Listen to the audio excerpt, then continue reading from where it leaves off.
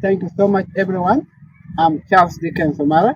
I stay in Uganda, in a town called Lira. Currently, is a city in northern Uganda.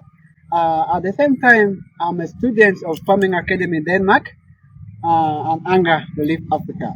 I'm so glad to inform you that I have completed expert training on on sheep and goat production, whereby in the expert level we had a lot of topics, but a few that I can really let you know is one of them is the scanning, which enable you to know where if your animal is going to give twins or not.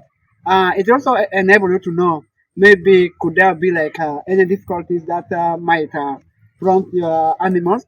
Not only that, we also learned about vehicle uh, vehicle sampling, whereby it lets you know more about the ones that could be disturbing your flock, the number of eggs that they could be having, the level of infestation.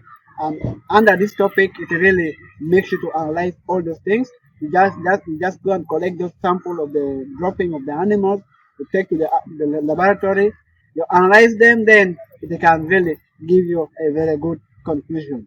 The most interesting topic that really I also enjoyed was about the records, whereby in that lectures it is said that without record you cannot actually improve, or you cannot, so that there is kind of growth, or you are improving or not. So it makes us know that really record keeping is so much important.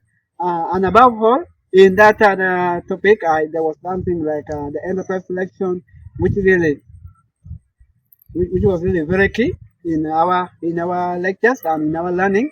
Uh, my request maybe just goes to Farming Academy. Uh, we are just ready. We are well trained. We are so much happy for the training and the lectures that you have been giving to us.